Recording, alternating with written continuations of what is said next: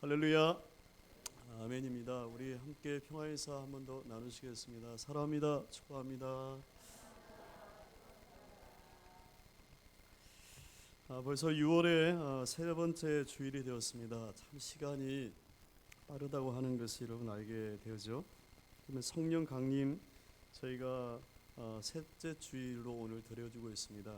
성령에 대한 말씀을 지금 매주마다 함께 여러분 나누고 있습니다. 오늘 성령에 대한 말씀을 좀 더 나누기로 원합니다. 여러분, 성령님께서는 우리 안에서 두 가지 구체적인 은혜를 주십니다. 하나는 우리에게 다양한 은사를 주셔서 몸된 주의 교회를 섬길 수 있도록 그렇게 하십니다. 여러분, 교회는요 우리의 힘으로, 우리 어떤 세상의 지혜와 지식으로 할 수가 없습니다. 만약 그렇게 하게 되어지면 반드시 교회는 문제가 생기게 됩니다.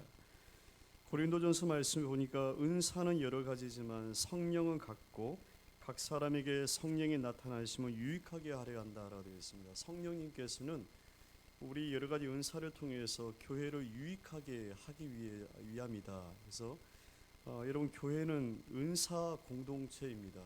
서로의 다른 은사가 주님 안에서 받아진 것이 주님 안에서 귀한 은사적 사역을 감당하는 것이 바로 성령이죠. 그래서 그분이 있어야 오늘 나의 은사가 제대로 발휘가 될 수가 있고 서로가 주님 안에서 아름답게 이루어질 수가 있어요. 또 하나, 성령님께서는 우리 안에서 행하시는 것이 있는데 그것은 성령의 9가지 열매, 오늘 말씀에 나와 있죠. 여러분, 9가지 열매가 뭔지 봤더니만 22절 말씀 보세요. 9가지 열매 쭉 한번 읽어보세요. 시작. 사랑과 희락과 화평과 오래 참음과 자비와 양선과 충성과 온유와 절제라고 이게 나와 있습니다. 이 9가지 열매를 우리 안에서 맺게 하시는 분이 바로 성령이시다. 이것은 우리를 변화시키는 거룩한 사역에 대한 이야기입니다. 여러분, 우리의 신앙의 성장 목표가 있습니다. 이것을 어디에 두고 있는지를 우리가 분명히 알아야만 되죠. 회사도요, 어떤 생산하는 제품에 대해서 어떤 그 한 해에 어떤 생산 수익에 대한 목표를 세워서 여러 가지 전략을 짜고 그 일을 하게 되어지죠. 스포츠 운동도 마찬가지입니다. 여러 가지 전략을 짜서 올해 우리의 승리의 목표가 여기까지 간다, 그런 목표를 두게 되어지죠. 우리의 신앙의 성장에도 분명한 목표가 있습니다. 여러분, 사도 바울이 개척하여 목회했던 교회들 중에 가장 문제가 많았던 교회라고 할까요? 그 교회는 바로 고린도 교회를 이야기할 수 있어요. 그러나 여러분, 고린도 교회가 성령의 능력이 없는 교회가 아닙니다. 열심이 없는 교회가 아닙니다. 모이라고 했는데 사람들이 안 모이는 그런 교회가 아닙니다. 또한 고린도 교회는 신앙의 열심과 뜨거움이 있는 그런 교회였습니다. 성령님의 은사의 남용과 영적인 무질서가 있었고요, 성적인 타락이 있었고, 말하기도 부끄러운 성적인 타락이 있었고, 그리고 성도들 간의 다툼과 파당과 분쟁이 끊임없이 일어났던 교회가 바로 이런 고린도 교회였어요. 이 교회를 사도 바울이 목회하기 때문에 그 교회에서 들려지는 이러한 소식을 들을 때마다 너무 마음이 아프죠. 그래서 편지를 쓴 거죠. 고린도 전후서. 그 편지에 사도 바울이 이런 얘기를 합니다. 유명한 고린도전서 13장에 우리가 일명 사랑장이라고 알려지는 그 말씀에 보면, 내가 예언하는 능력이 있어 모든 비밀과 모든 지식을 알고 또 산을 옮길 만한 모든 믿음이 있을지라도 내가 내게 있는 모든 것으로 남을 구제하고 또 내 몸을 불사르게 내줄지라도 사랑이 없으면 내게 아무 유익이 없다라고 되어 있습니다. 우리에게 사랑이 없으면, 우리에게 성령님이, 예수님이 없으면 우리에게는 우리 변화되지 아니한 신앙은 아무런 소용이 없다는 겁니다. 우리가 능력이 있어서요, 산을 옮길 만한 사람이고, 우리가 뜨거움이 있어가지고 여러 가지 주님께서 원하시는 모든 사역을 열심으로 감당을 하고 섬김에 대한 헌신이 있어서 나의 모든 것들을 구제하여 내어준다고 할지라도 결국 우리 안에 거룩한 성령의 변화, 사랑이 없으면 우리는 소리나는 구리와 울리는 꽹과리와 같다는 겁니다. 능력이 있고 여러 가지 왕성한 주의 사역을 감당하는 것 좋은 겁니다. 그러나 여러분, 그 안에 먼저 우리에게 있어야 될 것이 있다는 거예요. 우리의 신앙에 분명한 목표가 있다는 겁니다. 사도 에베소서 여러분 4장 13절 말씀입니다. 같이 한번 읽어보시겠습니다.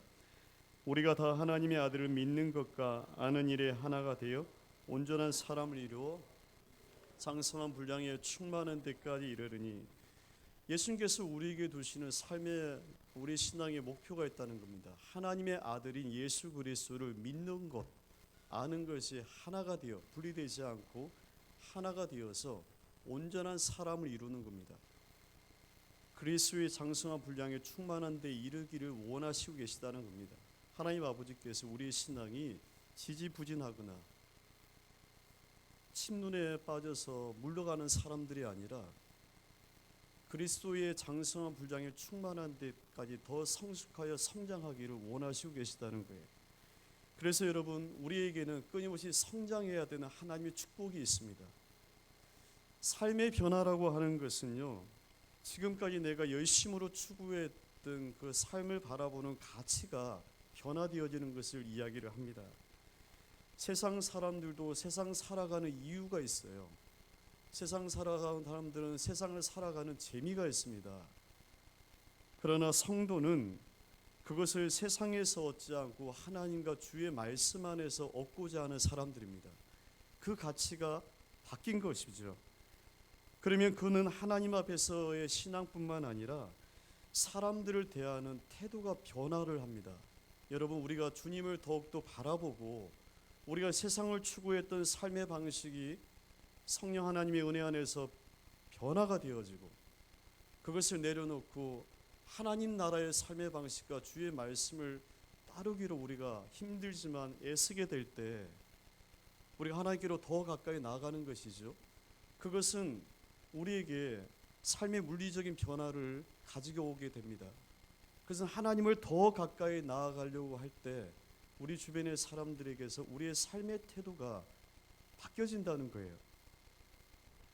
우리는 그가 변화되었다고 하는 것을, 그가 바라봤던 삶의 가치관이 바뀌었다라고도 하고, 또한 그의 삶의 태도가 변화되었다고 하는 것을 이야기를 합니다. 이것이 여러분 우리 안에서의 성령님께서 지금 우리 안에서 하고 계시는 놀라운 사역이에요. 성화라고 합니다. 여러분, 성화라고 하는 것은 한자로 거룩할 성자의 될 화자예요. 거룩하게 된다는 거예요. 예수 믿은 주의 성도는 우리 안에 계신 성령님께서 이 일을 하고 계시다는 거예요. 예수를 믿고서 우리의 말과 행동이 하나님을 더 많이 사랑하게 됩니다. 그리고 주변의 사람들에게 내 삶의 태도가 바뀌어지게 돼 있어요. 여러분, 기질이라고 하는 것은요, 각 사람들마다 기질이라고 하는 것이 있어요. 이 기질이라고 하는 것은 그 사람이 부모로부터 원래 받은, 본래부터 타고난 것을 우리가 기질이라고 얘기해요. 근데 그 기질에다가 훈련을 받고 교육을 받고 변화가 되어지면 그것이 바로 그의 인격이 되고 성품이 되는 거예요. 그의 성품이 변화되었다, 인격이 변화되었다, 성격이 변화되었다고 하는 것은 그의 기질이 주님 안에서 바뀐 거예요. 원래 이런 사람이 아닌데 그의 말과 행동과 사람을 대하고 세상을 대하는 삶의 태도가 전혀 달라지게 된 거예요. 그래서 우리가 그것을 인격의 변화, 성품의 변화, 바로 성령의 9가지 열매가 바로 그것을 이야기를 합니다. 근데 여러분, 이 성화라고 하는 것이 어느 날 갑자기 우리가 예수를 믿는 순간부터 되어지는 것이 아닙니다. 우리 스스로를 봐도 말 한마디, 행동 하나가 안 바뀌어요. 옛날의 삶의 방식이 그대로입니다. 그래서 오죽했으면 가까이 있는 사람들이 우리 때문에 교회를 안 나간다고 그런 얘기를 하겠어요. 그런 얘기가 종종 들릴 때마다 우리가 참 부끄러움을 여러분 가져야만 되죠.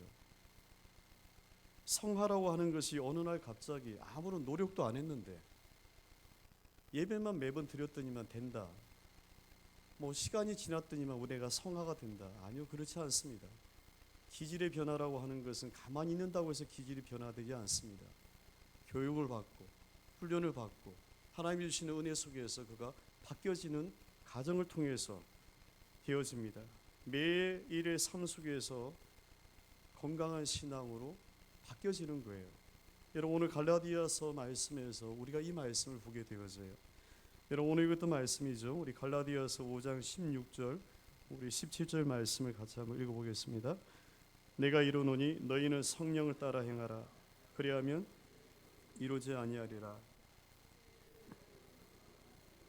성령은 육체를 거스리나니 이 둘이 서로 대적함으로 너희가 원하는 것을 성령을 따라 행하라고 합니다. 성령을 따라라고 하는 말은 성령의 인도하심으로 성령의 힘으로 하라는 얘기입니다. 성도는 성령의 힘으로 하는 사람들이에요. 그러나 그 반대되어지는 말이 육체의 욕심이라고 하는 말이 있어요. 이것은 악한 육체의 죄성을 그대로 본능적으로 따라서 내가 하고 싶은 대로, 내가 느끼는 대로, 내 감정대로 이끌어 나가는 것을 이야기를 합니다. 여러분 예수 믿는 주의 성도는 감정대로 살아가는 사람들이 아닙니다. 내 본능대로 내가 하고 싶은 대로 하는 사람들이 아닙니다. 그것은 우리가 예수를 믿기 이전에 육체의 사람으로 본능적일 때 우리가 그렇게 세상을 대하는 방식이었고 삶을 살아가는 것이었습니다. 내가 하기 싫으면 안 해요. 내가 하고 싶으면 합니다. 모든 세상의 일의 기준이 나의 기쁨, 나의 만족에 맞춰져 있어요. 그것은 우리가 세상을 예수를 믿기 이전에 우리의 삶의 모습입니다. 그래서 사람들을 대하는 방식도 우리가 성도 신앙이 미숙했을 때 하나님에 대한 신앙도 내가 원하면 열심이고 내가 원하면 교회 일을 하고 내가 원하면 교회를 가고 모든 삶의 기준이 나에게 맞춰져 있었어요.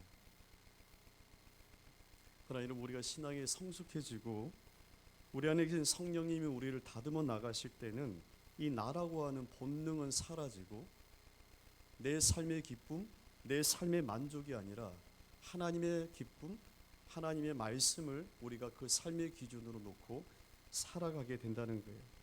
여러분 여기서 우리가 중요한 영적인 원리를 오늘 보게 되어집니다.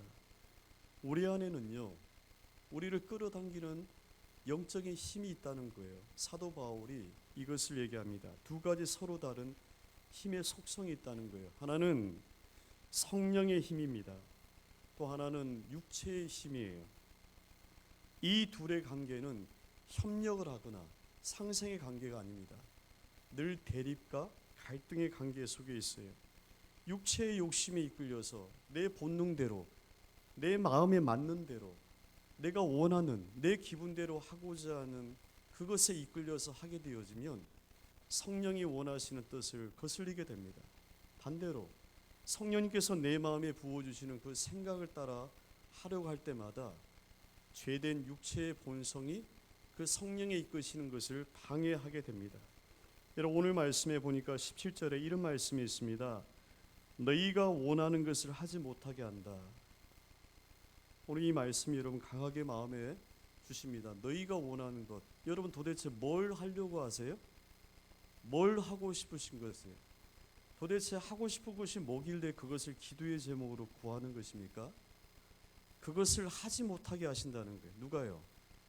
성령님이 하지 못하게 하신다는 거예요. 누가요? 우리 육체의 욕심이 성령님이 원하고자 하는 것은 육체가 하지 못하도록 하고 육체가 원하는 것은 성령님께서 하지 못하도록 해요. 이 둘의 갈등과 관계가 여러분 있다는 거예요.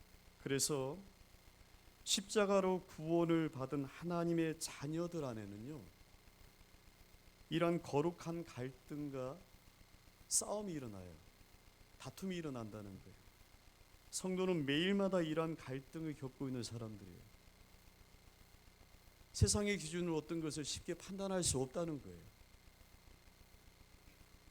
매일마다 하나님의 거룩한 성령님의 불편함과 괴로움을 우리에게 주시기 때문에 세상의 방식과 세상의 삶의 모습으로 육신에 이끌려서 그렇게 행할 수가 없다는 거예요. 그래서 성도는 갈등이 있고 괴로움이 있어요. 때로는 마음이 평안하지 않아요. 사도 바울이 로마서에서 이러한 성도가 겪는 육신의 괴로움과 그 내면의 갈등을 이렇게 표현했습니다.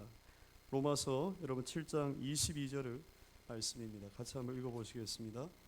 내 속사람으로는 하나님의 법을 즐거워하되 내 지체 속에서 한 다른 법이 내 마음의 법과 싸워 내 지체 속에 있는 죄의 법으로 나를 사로잡아 오는 것을 본다. 사도 바울도 똑같은 이야기를 하고 있죠. 그러니까 하나님의 법이 있다는 거예요. 그리고 죄의 법이 있다는 겁니다. 나의 속 사람은 예수 그리스도의 보혈의 피로 변화가 되어진 새 사람을 이야기합니다. 이것을 속 사람이라고 얘기했어요. 나의 속 사람은 하나님의 법을 즐거워해요. 말씀 듣는 것을 즐거워합니다. 기도하는 자리를 즐겨해요. 찬송하는 것을 고난 가운데 괴로움 속에서 찬송하는 것을 즐거워합니다. 하나님에 따라 하나님이 원하시는 것을 즐겨합니다. 그러나 내 지체 속에 있는 다른 한 법이, 죄의 법이 그것을 하지 못하도록 나를 사로잡아 온다라고 했어요. 바울은 사로잡아 온다라는 이 표현을 하면서 성령께서 원하시는 그대로 행하지 못하도록 우리를 붙잡고 있다. 그때마다 바울은 오호라 나는 곤고한 사람이로다. 누가 이 사망의 몸에서 누가 나를 건져낼까라는 그 유명한 탄식의 고백이 있습니다. 하나님이 원하는 삶을 살고 싶어요. 이제는 내가 예수 믿고 변화되고 싶은 거죠. 그러나 여전히 죄의 습성이 남아서 하나님이 원하시는 그 삶의 자리, 그 일을 하려고 할 때마다 여전히 옛사람의 방식대로 하고 있는 우리 자신의 모습을 보게 된다는 거예요. 바울의 표현으로는 죄의 법이 나를 사로잡는다는 거예요. 가만 놔두지 않는다는 거예요. 그 속에서 괴롭죠. 그래서 바울은 이 사망의 몸에서 누가 나를 건져낼까라고 그가 탄식을 했어요. 여러분, 성도는요, 날마다 하늘의 평안을 누리면서 마음과 은혜가 기쁨으로 살아가는 사람 맞습니다. 그런데 여러분, 이것은 역설적이게도 주님 안에서, 성령님 안에서 주시는 내적인 갈등과 괴로움을 겪고 살아가는 사람들이에요. 그래서 우리에게 성령님께서 내주하시기 때문에 그런 겁니다. 만약 우리가 예수를 믿지 않았다면 당연히 성령님이 우리에게 없겠죠? 성령님이 계시지 않으면 세상의 가치와 삶의 방식을 살아갈 때 우리가 괴롭거나 삶의 선택이 어렵지는 않을 겁니다. 늘 해왔던 세상의 본능대로, 내가 원하는 대로, 내 기분이 내키는 대로, 그렇게 나의 이익이 얻어지는 대로 그렇게 삶을 선택하고 그렇게 하면 돼요. 그러나 우리 안에 계신 성령님으로 인해서 그 방식과 삶의 모습을 따라갈 수가 없도록 성령님께서 우리를 괴롭힌다는 거예요.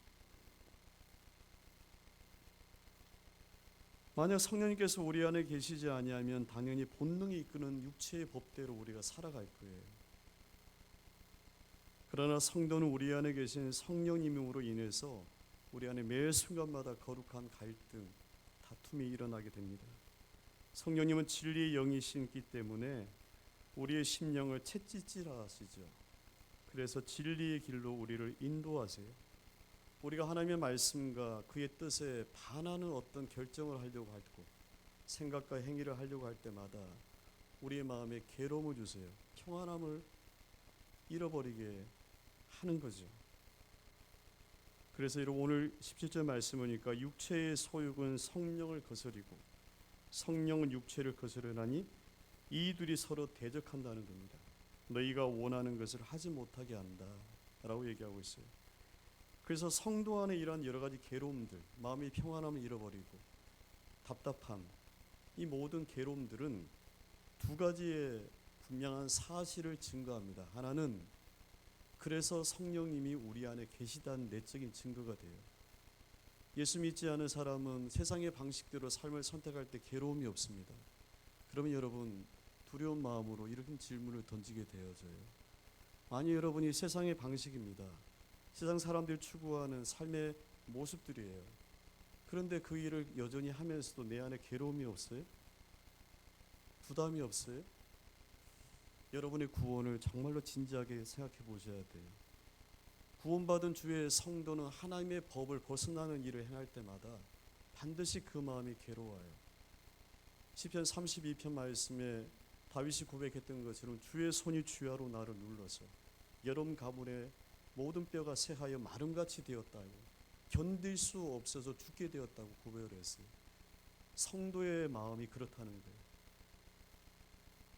성령님께서 내 안에 계시다고 내적인 증거는 우리에게 기쁨과 평안을 주시기도 하지만요, 때로는 우리가 하나님이 원하지 않은 자리, 원하지 않은 삶의 방식과 어떤 일을 행하려고 할 때마다 마음의 불편함, 괴로움, 답답함, 견딜 수 없는 이 모든 것들을 주시는 겁니다. 두 번째는, 그래서 지금 내가 그런 괴로움과 여러 가지 답답함을 여러분 겪고 있다면 우리는 이렇게 생각하셔야 되죠. 그 일은 하나님이 기뻐하지 아니하는 일이다 라는 거예요. 그 일은 하나님께서 기뻐하지 않는 일이다. 다만 여러분, 이런 것은 있죠. 내가 용기가 없어서, 믿음이 없어서, 순종이 없어서 그 일을 하지 못하는 이들은 있습니다. 하나님께서 가라고 하시는데 가지 못하고, 하라고 하시지만 하지 못하는 그런 일이 있습니다. 두렵기도 하고 마음이 불편함이 일어나기도 하지만 그것과 지금 말씀드릴 것과는 전혀 다른 겁니다. 내 마음에 괴로움이 있어요. 마음이 불편해요. 이것은 하나님의 뜻대로 행하지 않고 있다고 하는 것을 알게 하는 우리 안에 내적인 알람과도 같아요. 알람이 시끄럽게 하면 잠을 자다가도 일어나는 것처럼 이 모든 마음의 내적인 감정의 변화를 통해서 성령님이 지금 내 안에 괴로워하고 계시구나, 말할 수 없는 탄식을 하고 계시구나 라고 하는 것을 알게 되어지고, 그리고 이 일이 하나님이 기뻐하시는 일인가 라고 하는 물음을 다시 던지게 되어지죠.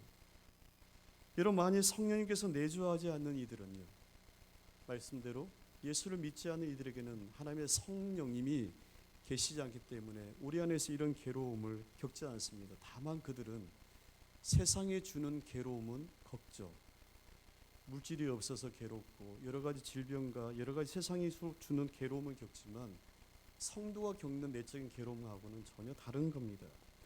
그들은 이런 모든 것들에 대해서 갈등이 없습니다. 선택에 대해서, 삶의 방식에 대해서. 그들은 심판받는 이들을 마땅히 지금 하고 있을 뿐이에요. 하나님을 두려워하지 않기 때문에 자신의 행위에 대한 결과를 염두에 두지 않습니다. 심판에 대한 두려움이 없어요. 성도는 하나님의 진노와 심판에 대한 두려움을 가져야만 됩니다.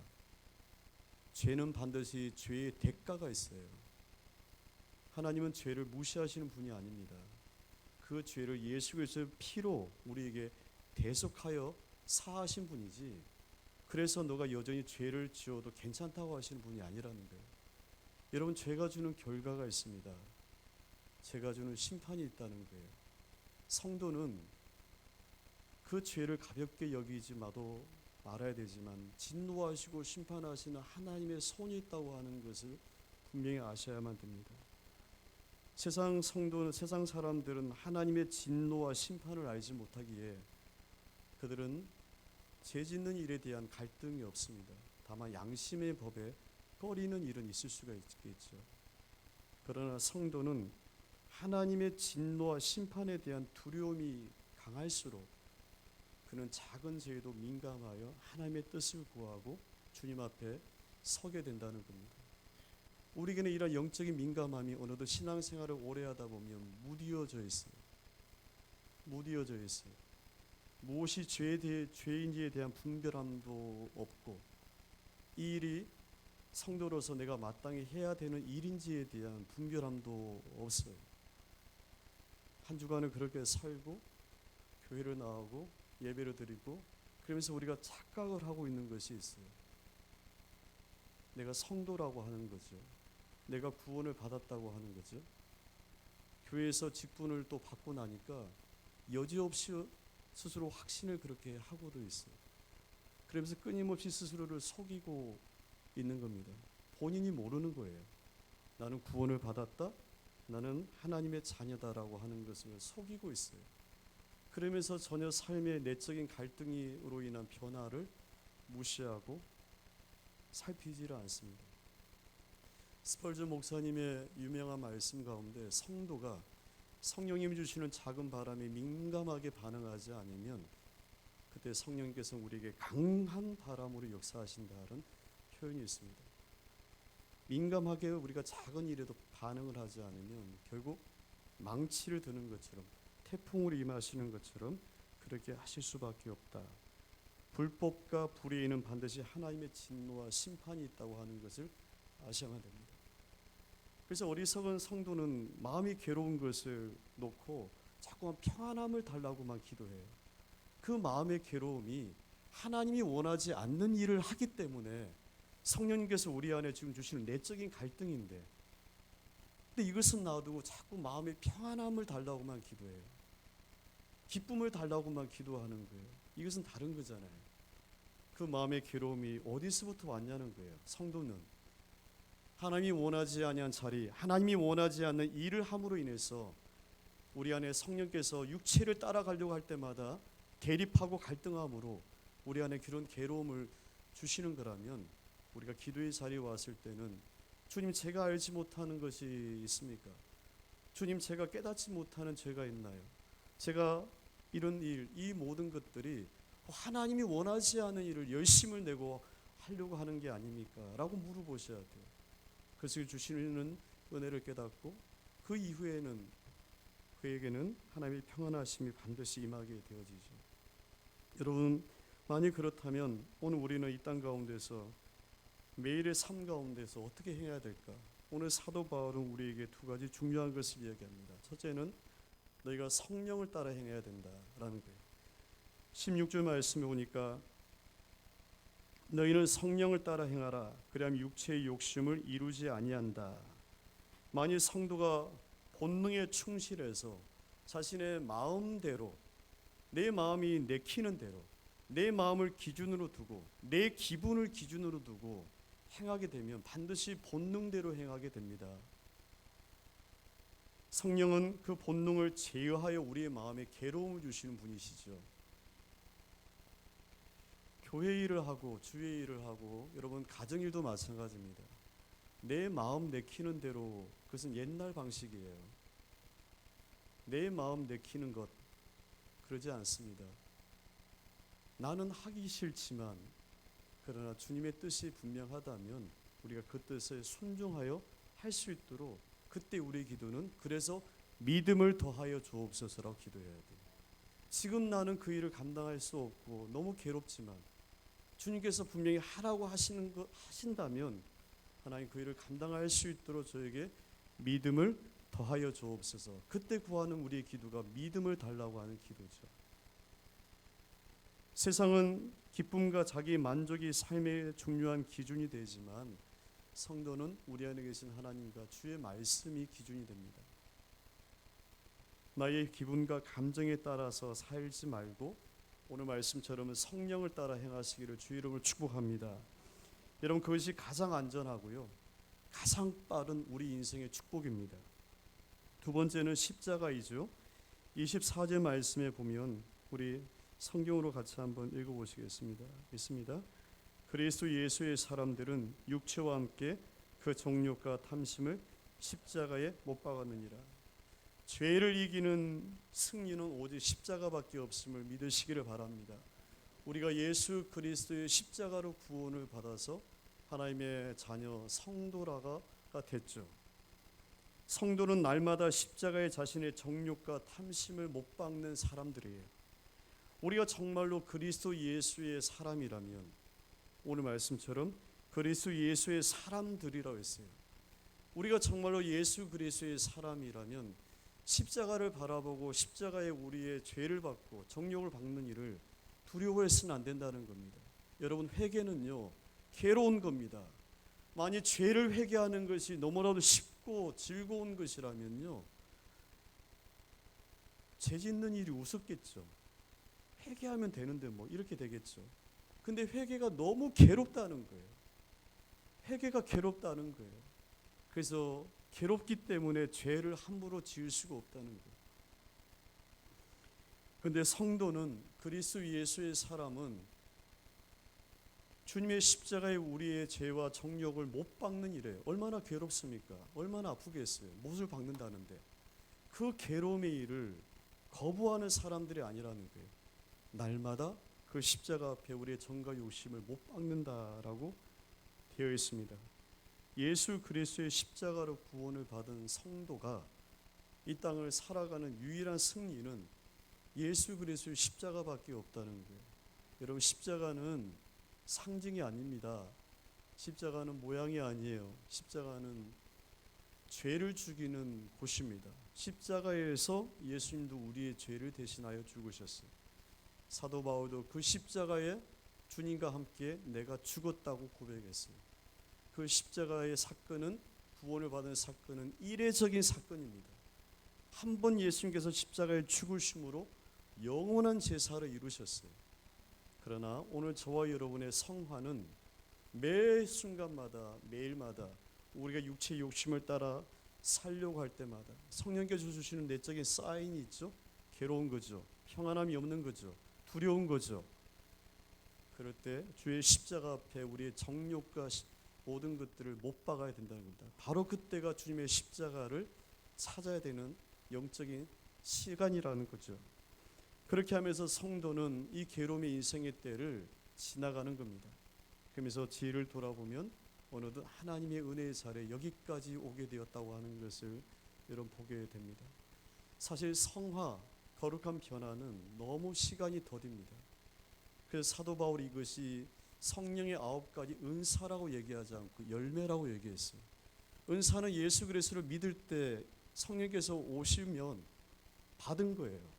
다만 본인이 모를 수가 있겠죠. 은사는 활용해야 되고 개발해야만 됩니다. 내가 받은 은사가 뭔지를 모르기 때문에 은사를 사용할 수 있는 자리에 들어오셔서 사역을 해봐야 돼요. 내가 미술에 소질이 있는지는 어떻게 압니까? 미술을 해보면 알잖아요. 내가 음악에 소질이 있다고 하는 거 어떻게 알아요? 노래를 불러보면 알잖아요. 은사도 마찬가지입니다. 몸된 교회에 맡겨진 사역을 감당해보면 하나님이 나에게 이런 은사, 특히 내가 이런 은사를 사용할 때 나의 기쁨이 있구나라고 하는 것을 알게 되어져요. 하나님의 성화는, 은사는 바로 임하는 거지만 열매는 싹이 나고 자라고 성장하여 시간이 지나야, 몇 년이 지나야 열매 하나가 맺습니다. 오랜 시간이 걸린다는 거예요. 그러나 여러분, 중요한 것은 우리는 우리 자신을 매 순간마다 포기한 적이 많아도요, 우리 안에 계신 하나님 성령님은 우리를 포기하지 않는다는 거예요. 지금도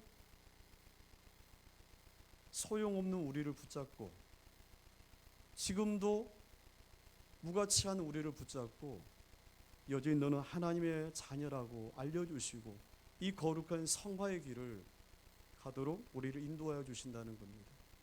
그분이 지금 우리 안에 계시다는 거예요. 그를 가리켜서 하나님의 자녀, 예수의 사람, 성도라고 하는 거죠. 오늘 여러분의 거룩한 삶일 길을 주님의 이름으로 여러분 축복합니다. 그 괴로움을 주님 앞에 여러분 온전히 영광으로 돌리시기를 주 이름으로 축원합니다.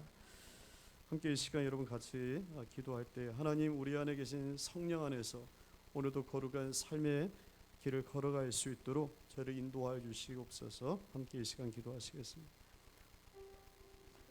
하나님, 이 시간 기도합니다. 저희들의 삶의 곤고함을 홀로 있게 하지 마시고 우리 안에 계신 주의 영으로 저희들을 하나님 덧입음을 얻게 하셔서 더욱 주를 바라보고 구하며 나아가는 하나님의 모든 자녀들 될 수 있도록 하나님 강건하시고 역사하여 주시기를 원합니다.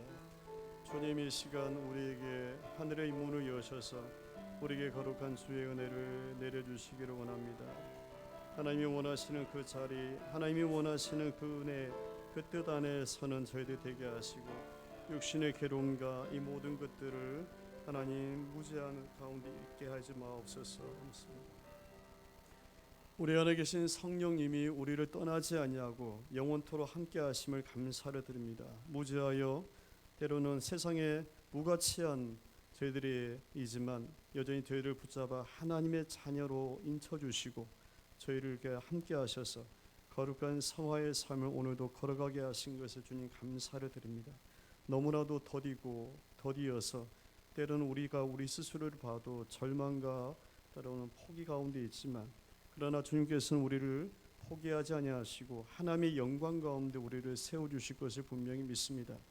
우리가 우리 자신에게도 그러하지만 우리가 기도하는 자녀들 그 누구에게도 동일한 성령의 역사가 함께 하심을 분명히 믿습니다. 오늘도 우리 인생 가운데 많은 괴로움의 일들을 당할 때마다 하나님 주님 앞에 묻고 기도하는 주의 자녀들 되게 하시고 주의 영과 더불어 살아가는 오늘 주의 모든 자녀들 되게 하여 주시옵소서. 감사하며 모든 말씀 예수 그리스도 이름으로 기도합니다. 아멘.